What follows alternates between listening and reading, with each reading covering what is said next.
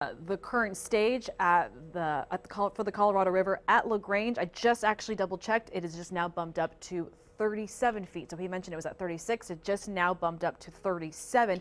37 feet is officially major flooding status. Major flooding is occurring along the Colorado River at LaGrange. However, it's still forecast to crest at 49 feet by early tomorrow afternoon. That's the current forecast when it comes to the Colorado River at LaGrange. We're going to be watching that very, very closely. Again, mandatory evacuations have been warranted for sure at that area because of that situation. And we know we were really almost not so much anticipating for this river to crest, but we were definitely anticipating several inches of rain to really fall between Bastrop, the city of Bastrop, all the way down to the city of LaGrange. And that's exactly what's been happening. And here's the thing. There's some areas that have seen isolated rainfall totals exceeding 20 inches, such as the city of Smithville. But within these 4 counties alone, already 8 to 15 inches have fallen, widespread. And the fact that every hour or two we are dumping another half an inch to an inch on top of that. And it doesn't sound like a lot of rain in 1 hour. It really doesn't. Our rainfall rates aren't that significant as well. The problem is it's falling over an area that just can't take any more. They've been dealing with 1.5 feet of rain in a 36-hour window. So that's exactly why the National Weather Service is continuing this flash flood warning until 2:45 this afternoon.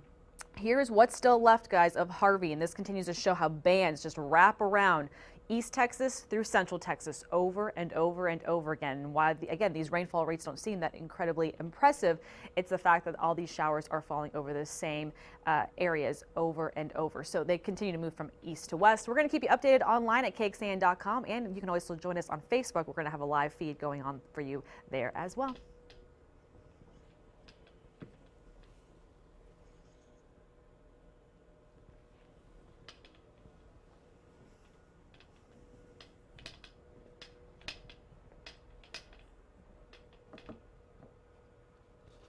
All right, guys, so if you're joining me on Facebook, I'm going to go ahead and walk you through a little bit more what I was just talking about. You heard our reporter Chris Davis mentioning how the Colorado River, right above LaGrange, so this is kind of just northwest of the city, the current stage was at 36. The latest update, I'm just now checking in with the National Weather Service and the gauges out there with the LCRA, and that has officially been bumped up to 37.24 feet as of the noon hour. So within the last 30 minutes, that is the update. As mentioned, flood stage is at 26 feet. That was surpassed overnight. 37 feet is officially major flood status with that section of the river. So that's only forecast to get a little bit worse as we progress through the rest of today and into the early afternoon hours for tomorrow.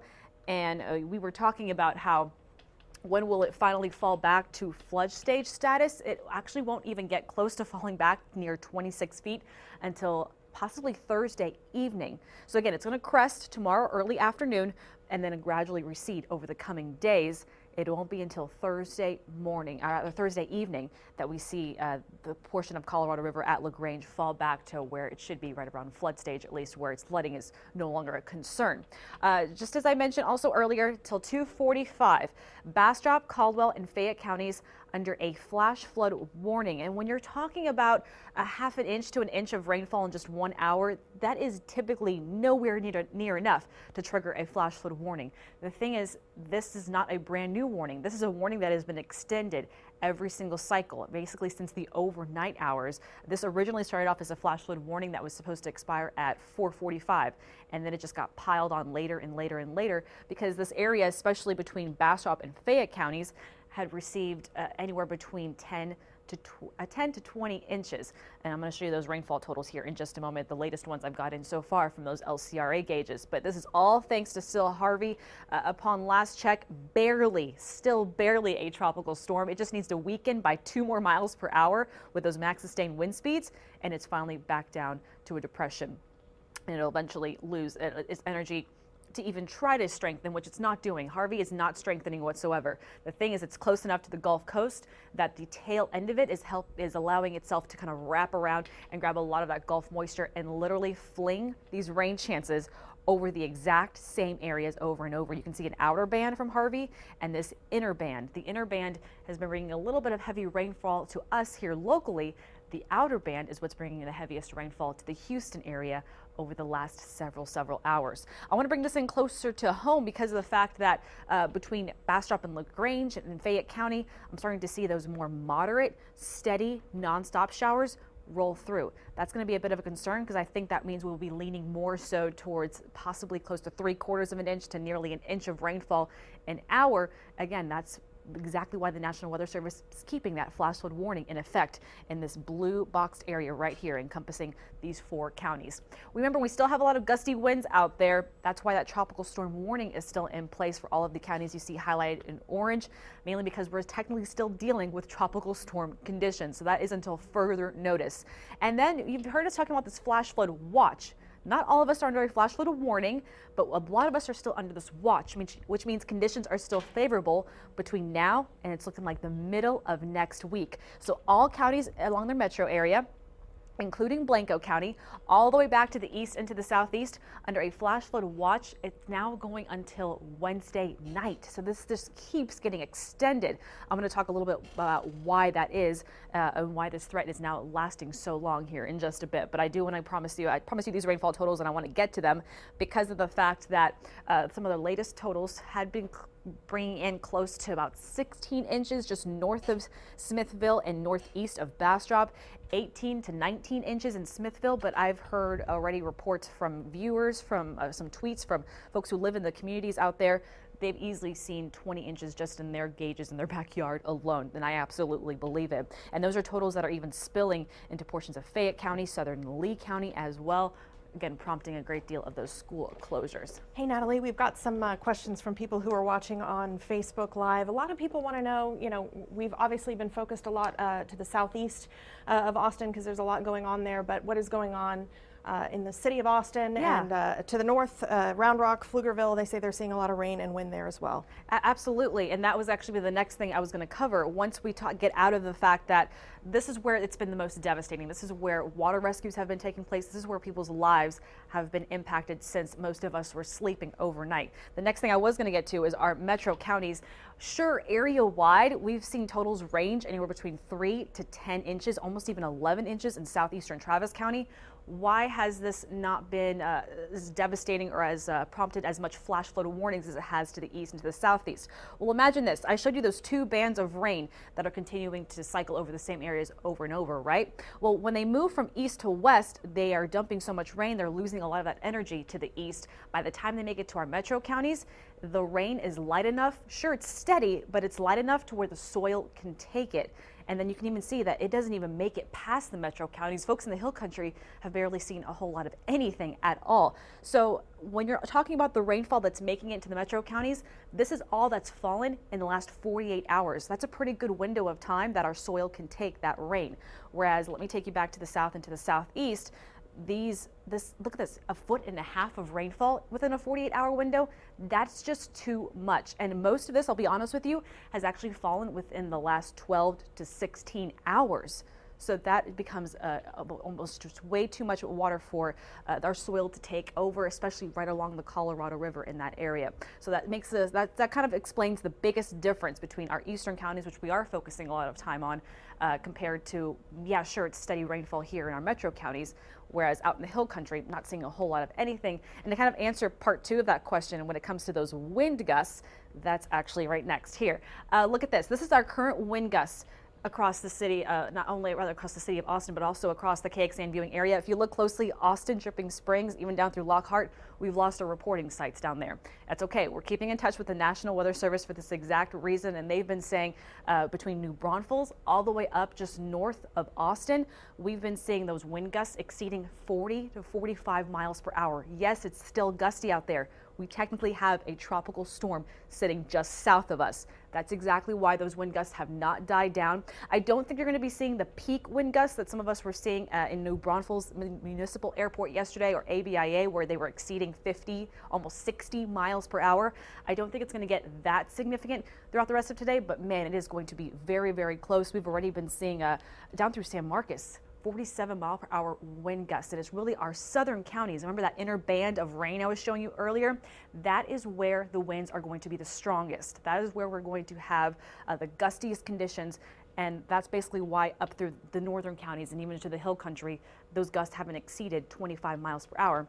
Down to the south, they have, because we're closer to that center of circulation. And what about rainfall, Natalie, down to the south? San Marcos, Kyle, Buda, a lot of people wondering in that I-35 corridor there. Yeah, so over the next couple of hours, we are going to kind of see this situation unfold, where that counterclockwise motion is just going to continue over and over and over again, primarily for our eastern counties. That's where it's going to be more consistent. I do think as Harvey kind of just stays stationary, remember, it hasn't moved whatsoever. So when that rain wraps back around, what we're seeing in our metro counties, what we're seeing in Hays County especially, has been anywhere between 1/4 of an inch to maybe 3/4 of an inch in just 1 hour.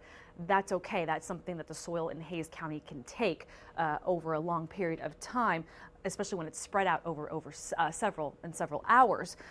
That's just not what's happening east of our metro counties when you're talking about this counterclockwise motion. I want to take you into Monday morning, where it's still likely going to be an active scene. It's looking like starting tomorrow, though, Harvey may start to meander a little bit more to the east and possibly even to the southeast. It's going to be a very slow moving system. Remember, there's not a whole lot driving Harvey. It's kind of stuck right over the Lone Star State. That's why it's not, it's just kind of waiting to kind of burn itself out right over us. So once we make our way towards the second half of tomorrow, it really looks like the bulk of that moisture will start to shift more and more to the east. But the problem is we're still going to be left with remnant moisture from Harvey all the way through the middle of your upcoming work week. And that's why we've been watching our future rainfall totals very, very closely. It looks like it took it out to the end of the cycle there. I'll show that to you here in just a bit. Our long range forecast showing between now and to the end of the week, we could still, again, be throwing another 5 to potentially 9 inches of rainfall along our metro counties. Possibly another 10 to even 15 inches would be possible along our eastern counties. That includes Milam, Lee, Bastrop, Caldwell, Fayette counties. We're going to be having to look out for that potential of additional, maybe half a foot to nearly a foot of rainfall over the next 7 days, mind you, because of the fact that we're still going to have that remnant moisture in place. And just to kind of give you an idea, this is actually the official forecast from the National Weather Service over the next 7 days. A lot of concern, and Natalie, about creeks in the Austin area, Shoal Creek, Waller Creek. Yeah. So like as I mentioned with our local creeks, especially here in our metro counties, we're still looking at rainfall rates that are to a point where we can handle.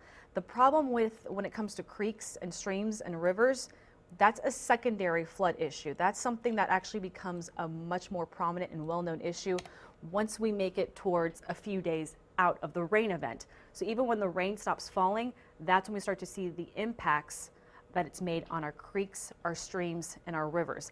As of right now, that's not something that we're seeing as an immediate potential, but remember, we are under a flash flood watch for a reason. That means conditions could be favorable. I just wanted to take you back over our metro counties to kind of show you, you see all this green and all this yellow mixed together?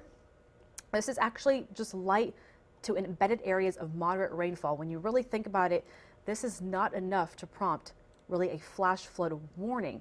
And that hasn't even been really the case throughout the metro counties. Yes, overnight there was a flash flood warning in Travis County, but it was just because that moisture that was leaving Bastrop was heading our way. It was more of a heads up type of situation.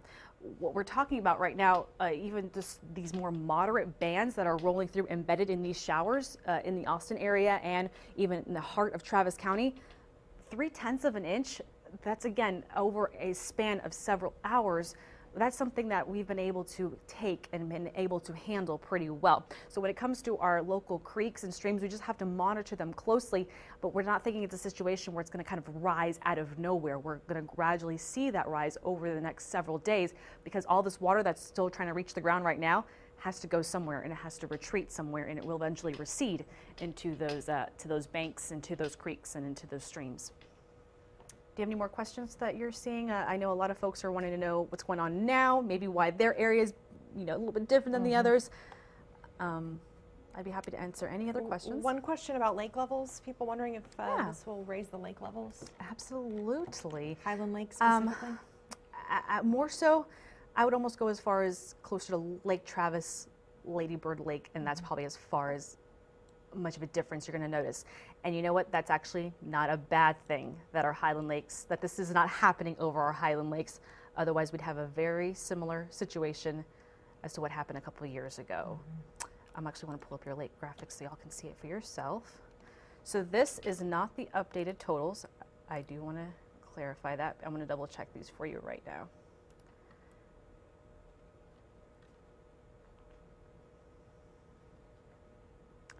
So Lake Travis, honestly, since this last update, which may have been about 24 hours since we've updated this specific graphic, it has come down about half a foot. So Lake Travis is technically still falling. It's technically still, rather now it just drops to 87% full. So it's one of those situations, again, a lot of this rain it's been light, it's been steady, but it hasn't made it quite far west enough to really impact our Highland Lakes area. So, maybe a few hundredths of an inch may make it, hundredths of a foot rather, could make it in there by the end of the week. But I will say this is not such a bad thing. I don't think we'd want several inches of rain. A lot of questions about the San Marcos River. So are they talking about the San Marcos River Luling? Because that is where, which is in Caldwell, that is where we do have an active flood warning. However, it is not anticipated to impact residents. And I want to pull up this information for you. Because Shannon and I were actually talking about this area a little bit earlier, that they are dealing with technically a moderate flood on the San Marcos River at Luling. And a moderate flood is forecast to continue as it does crest at 29 feet. Right now it's sitting at 28 feet, and it's expected to crest at 29 after midnight.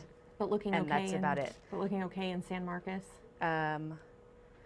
Again, San Marcos has, that area has not been a red flag with us as far as the San Marcos River. It's going to be more downstream.